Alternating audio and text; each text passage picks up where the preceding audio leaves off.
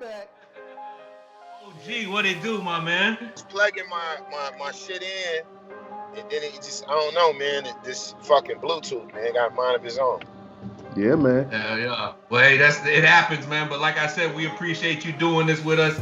It's all love. I want to jump kind of into it, man, because I know you've been ripping and running, and we've lost you a couple times. So, you know, time is of an essence. But I just want to ask you, man. I see you out there moving around, getting to it. Has this pandemic that's going on right now, has it stalled you at all? I mean, how are you moving differently right now? Man, it's killed it's killed a lot of things in regards to the way that we do business. The live version, when you live in New York and LA, everybody want to link up, as they say. You got to link up, right? So, and I done lived so many places, so I got good people all over. So yeah, it definitely is slowed. Ain't no road running unless you get money in the streets. It's not like what you gonna do up in Oakland? What you gonna do in San Francisco? What you gonna do in Oklahoma City? Or I'm gonna fly to Columbia. I'm not personally going, but my artists, because I have artists all over the country. So they are, they everywhere. But I lied, we lost millions of dollars. I'm gonna keep it real. We lost millions of dollars. Shutline is the biggest group we have, and they everywhere. You feel me? So to not have them travel the world and do the thing that we've been doing, that's a major blow. And then not to be able to,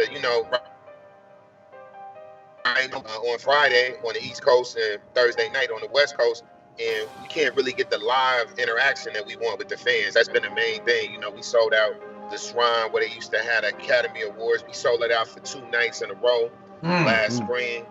We was looking towards the Staples Center or doing 2 nights at the Forum. Some real jumbo for the land. And unfortunately, we not able to do that right now. So that's a cold bar. So yeah, everything is affected. You can't have personal meetings. I just got an artist signed with my people in Detroit, the family circle, and my good partners out of West Side Compton, Wiley. So we did. Everything was done on Zoom. Wow. With Jeff Vine, shout out Jeff Vine and the whole Capitol, from the initial meetings to A&R meetings to now, we shoot a video this Thursday for him out in Compton. Everything is done with Zoom to get everything done. So that's a major thing. Part of the music business is being able to go up to the label, or we're gonna sit down and have this dinner and break bread. Like, all that is a thing of the past as of right now. I used to run a very successful cannabis business out here, and we had crypto machines in our thing, and one of my good people, they was heavy on it. But first of all, with anything with investment, you have to have money to invest. You have to save up to invest. So I do have commodities and stocks, and I'm very familiar with the market. When things got bad in the music business, I spent about 2.5 years trading commodities and dealing with commodities. Well, I was doing the sales, but I learned how to trade commodities on my own. So it's definitely something to do. But I would say, like anything that I see, you're gonna need 5 or 10 to do that. And I use all my money pretty much in the it's music related, because it's intellectual property. So I feel like if you're in the music game and you're not invested in publishing, or you're not invested in things that are long-term intellectual rights, I determined 3 years ago, I said, well, once I start getting plaques, then I can go to all these publishing companies and make a demand. So I just signed, I think we got 3 artists signed that we get, we help them. And then I have my own production crew coming out. They call the Government. And shout out to Puffy. That's like my hitman. These are just guys. They got their own thing. They actually from all over the world. I got 3 dudes from Europe, a couple of guys from Toronto that work on Johnny P now. That work on P album in Nashville. And I got cats, just from Detroit and different places. So we all coming together. And I don't really want to get that too much on the interview. I will come back once I launch it. But it's the same way that we have cryptocurrency and things like that. I think I've come up with a very innovative way to look at publishing. If you're a producer that works, like if you look at an album now, it's multiple people that are on it's not one producer. It's like blah, blah, blah, co-produced or multi-produced. So I'm one of the publishing situations for that, whether you're an entering producer or not. So it can be trash, but it's a catalog piece. Yeah. See, that's another thing too people don't know. So when you look at Atlantic, when you look at Warner Brothers, when you look at Sony, any other big labels, they got a lot of trash albums. But it's a catalog piece. And what if that trash album becomes like a cult classic? Or what if somebody that was in that group becomes an exec? Wouldn't you like to have a record that Jimmy Iovine did when he was 16? Right. Yeah. When you just had, but for a novelty, when you like to have, a lot of people don't know this. Was my man Kevin Liles? Shout out to Kevin Liles. Kevin Liles, he wrote "Girl, You Know It's True" by Milli Vanilli. Right. Back in the day. So a lot of people don't know that. Imagine having that record, that catalog piece. That's a big Babyface and L.A. Reid, they was in a group called The Deal. So imagine having signed to Dick Griffey from Nashville. Yeah, man, we're gonna have to get into that. That was TK before TK. That was Buck before Buck. That was everybody. If you from Nashville and you in the music business, you owe a debt of gratitude to Dick Griffey, straight from out south. These new ways of the tech. It's always a lap time in the music business.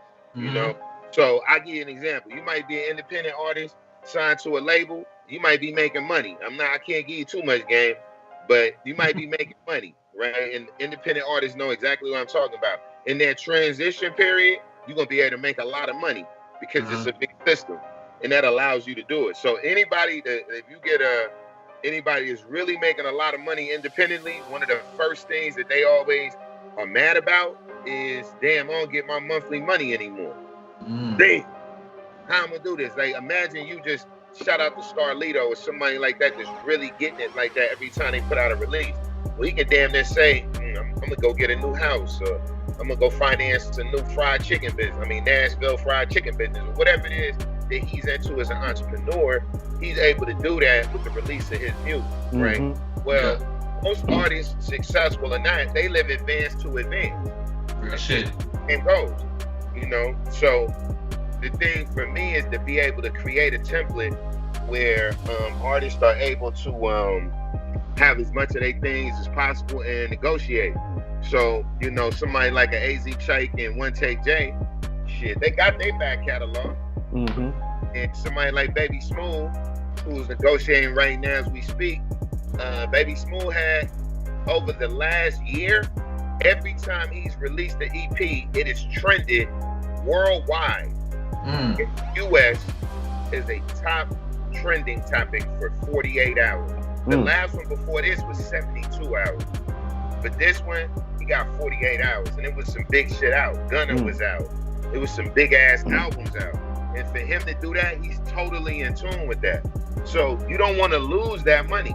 The bigger that you are, you have to, as an artist, producer, manager, and what we are, I'm a full service agency. We started out as a management company, but you're going to spread into other things. So Capo, I know, by owning your magazine, by doing this, you have a different skill set.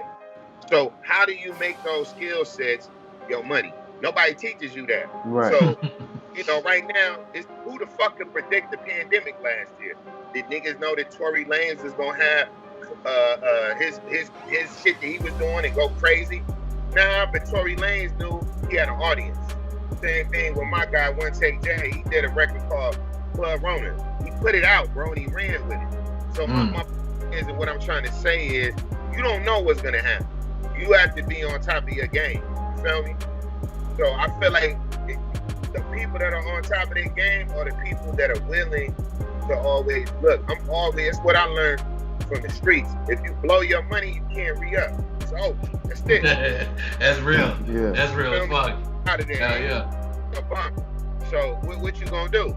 You have to use your mind and figure out what's really gonna work for you. And I feel like that's what we've been able to do as a company for our artists, and that's what we keep the focus at. I want to do a degree. You know, I want everybody to eat independently, and I want them to be able to eat with the major. And I feel like if you have enough demand, the major's investment is from the time they get with you based on whatever it is they want from you in the further catalog of the catalog that is created from that. So, you know, I don't even think it's a stretch of the imagination to say certain things. Feel me? Yeah. Right. Your catalog or that you want things like that. That's not a big thing. That's not, you know, but I feel like most artists, they live advanced to advance. They like, man, I don't give a fuck. They gonna give me $500,000. They gonna give me $1 million. Then on my second album, I get 1.5. I get $1 million on my third album. And that's good enough for them. Yeah.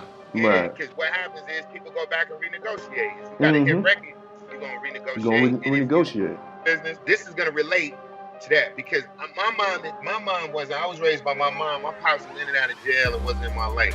So my mother, she had a credit union, and the credit union did not have long-term investment plans outside of retirement, right?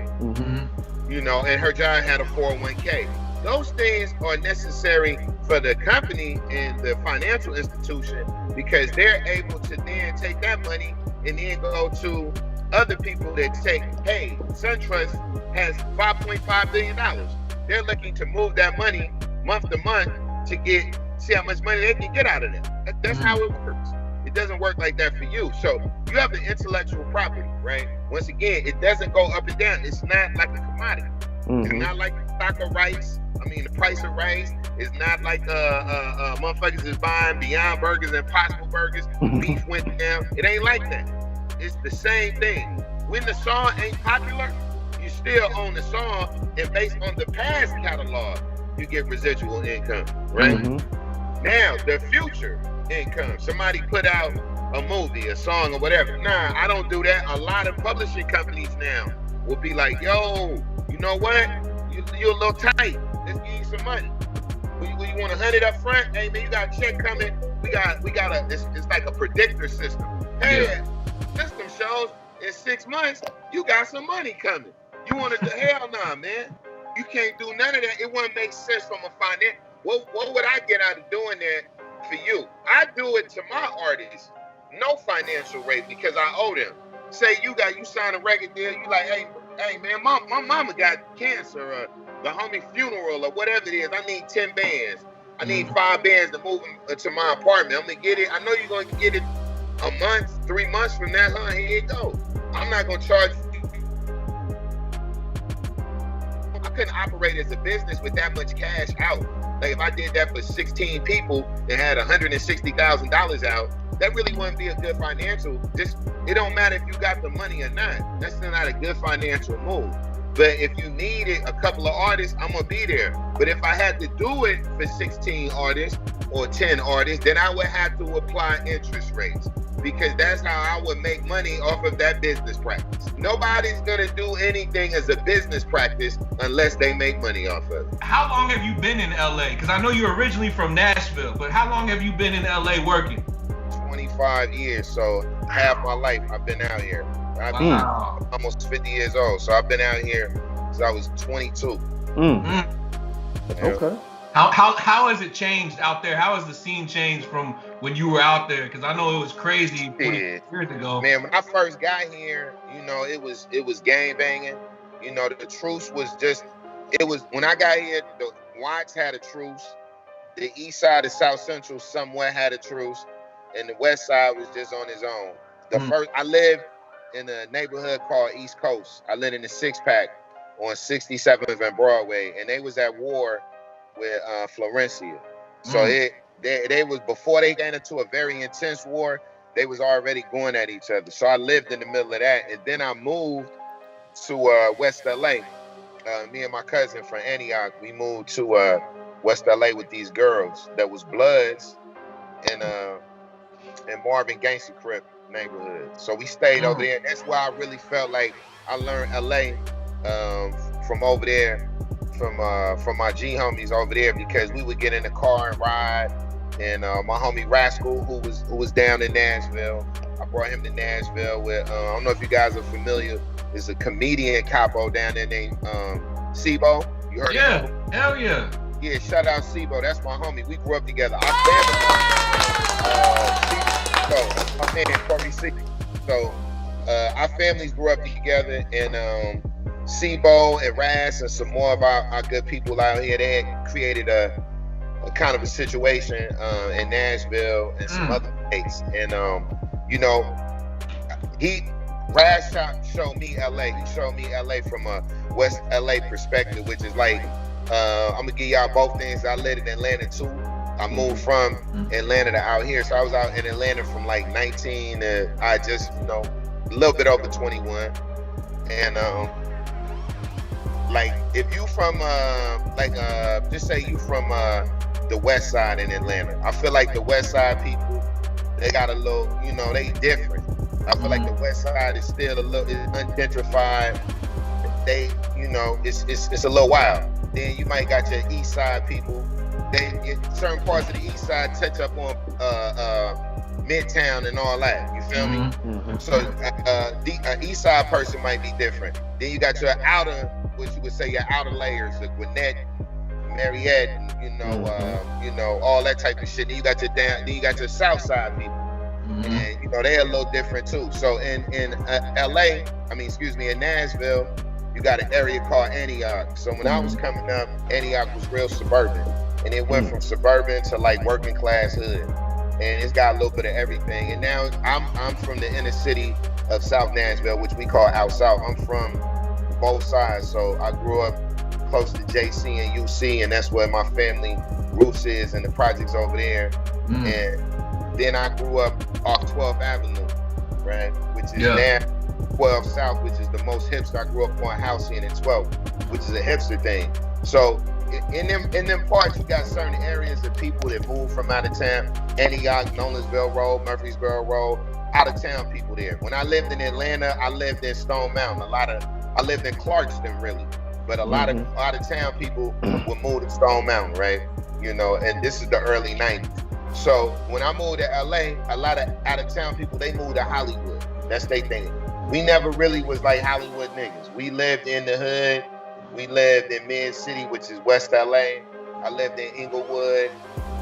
I lived in fucking Koreatown. I've always lived around. I lived in Leimert for a very long time. I've actually been associated with Leimert before I even got to LA, just because of my culture and my background. So, everything changed, man. When I came out here, wasn't no downtown. Downtown wasn't popping. Everybody would go to Hollywood. We didn't really have no downtown like that. Downtown was shut out at 5 o'clock Monday through Friday. Nothing was popping on Saturday. That shit was crazy. Everything was in Hollywood. So that gangster rap was the #1 form of rap. Back in the days when I got out here, there was no narrative outside of G shit. Meaning that if you was a nigga from Nebraska and you could rap and you moved to LA, at some point you was probably gonna try to make some fake gangster. And we also had the greatest non-rap communities. We had Project Blow. You had groups like the Freestyle Fellowship, which influenced people like Bone Thugs and Harmony. You had people like Corrupt, which was a fusion. Corrupt is like me. He moved out here probably 5 years before I did. We the same age. So I think Corrupt moved out here. He was like 16, 17, something like that. So, it's crazy because I left Nashville when I was a teenager traveling. And it's crazy, and I will always come back. I ain't had no bread, I didn't have any marketable job skills until I would say well into my 30s, meaning that I looked at them as marketable job skills. I just looked at surviving and hustling. And I got to give y'all some game on this. Definitely. Please do. Music business. The debut album drops Friday. If you're on the East Coast at 12. And if you on the West Coast at 9 o'clock. And if you on Central Standard Time at 11 on Thursday. Now, this is the game I'm going to give. Most people, when they come in, I think that they want to exercise their options to get out of their record deals. They like, man, I want to record this shit as quick as I can. Album number 1, album number 2, album number 3. So let's look at the nature of the recording business, right? Mm-hmm. The nature of the recording business is about partnerships. You feel me? And you want to make sure that with your partnership that you getting bread. And the longer you with somebody, the more you saying you want to get bread. So you have options if you don't fulfill your album number 1 within a year or 9 months. Usually labels are like 9 months to a year is option, time. Oh, within this period, you should do term number 1, you do album and then this, and then term number 2 is album. They're not gonna let you do 3 albums in a year and that counts towards your contract. That's just game. People don't know that. Mm-hmm. So when you putting out a bunch of materials and you sign to a major, you have to do amendments, right? I love Atlantic. Shout out to Craig. Shout out to Julie. Shout out to Kaiser. Shout out to Lon Ray. I feel like Lon Ray is the patron saint of black executives. Atlantic is the number 1 record label for a reason. Universal is the number 1 music group. Shout out to them. Yeah. You know what I mean? But we the number 1 label. So if you're an entrepreneur, this is the best place to go. So I said, I want to do long-term business with Atlantic, with Shoreline Mafia.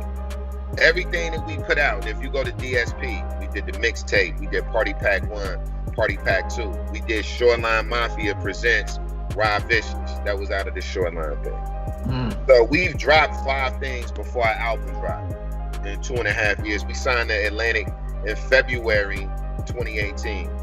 We had 10, if you add the gold records and the platinum, you got 10 pieces of platinum off a mixtape, my nigga. Mm. Yeah, damn. You feel me?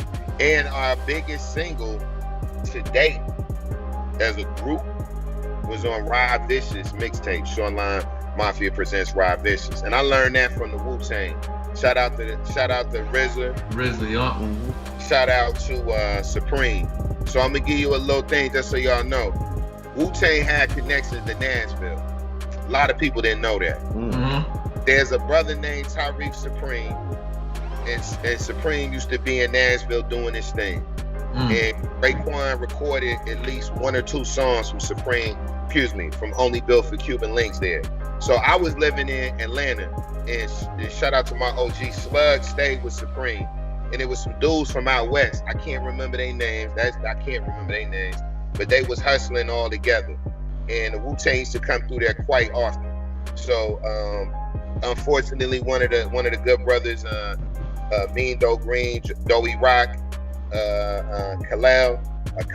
King Kali, he went back to the Essence last month. I think he had COVID-19, but he went back, and it's a big connection. That was Sacramento, and that was New York through the Wu-Tang Clan. So I would watch RZA. I would go to the Wu-Tang stores in Virginia. I would go to the Wu-Tang store in Atlanta, and I was amazed by Supreme's hustle. And I was amazed by the way that RZA moved. And we all practice Islam. So, that it was just a thing. Them was my brothers. I like how they got down. I love how RZA was able to sign everything and bring it through that. And, I think RZA's a couple of years older than me, but me watching that from somebody relatively in my age group was very inspiring. And I felt like he didn't have the things that Puffy had. Puffy had the nice, clean music. He had all the things. RZA and them made true music. So it's like a trap nigga. It's like Jeezy going 10 times a platinum record. Like, right. That's how I look at the thing. So when we got with the deal, I went in. We did these mixtapes, and we did these tapes, these EPs that were basically songs that were gigantic on DSP. The day they came out, they made money. These were songs that were already shown on SoundCloud. Once again, I keep telling y'all, intellectual property. A nigga try to tell you this SoundCloud don't do nothing. Well, if you got 1 million motherfuckers or 2 million motherfuckers or 3 million people tuned in to SoundCloud, you can convert that to another platform. Yeah. Who gives a fuck, bro? You own the music. And that's what we did. So the Party Pack amongst our fans is a great thing, Party Pack 1, and then we did Party Pack 2. and we did OT Xmas, which was a Christmas theme just for marketing, not Christmas music. We wanted to give our fans something around the holidays. Yeah. These are the things that I thought from a marketing standpoint. I don't have nothing to do with the music. Jeezy, Phoenix, two geniuses, Rob, Kato, amazing rappers. But they came up with the concepts and art. I just come up with the thing of doing business. They were the fastest rising group touring before COVID hit. We've been to Australia. We've been to Europe 2 times. Sold out shows. Arena, Rolling Loud. Whatever you name, we done did it, bro. We sold it out. You know what I mean? So, and I was because I grew up in Nashville, which is considered a B and C market, which means that Capo, probably when you got there, they was dumb R&B heavy. The radio station. Oh, crazy. Yeah. The big R&B, that's what it's there for. Like, if you a rap nigga and then you like, damn, I can't get on the radio? Nah. Yep. And it took me years to understand that, because I would go back and visit and be like, man, fuck these niggas. They don't give a fuck about us. But understanding the business. The business, yep. I understand what it is. So now I can work around that. You feel me? And be like, nah, we're going to work around it. You know, so I can play the record. Yeah, I utilized my knowledge when I was broke and fucked up, looking at other people's deals, to say, when I get my deal, when I get my multi-million-dollar deal, which we got, I said, I'm gonna make sure that we keep a buzz and we build it up. And that's exactly what we did.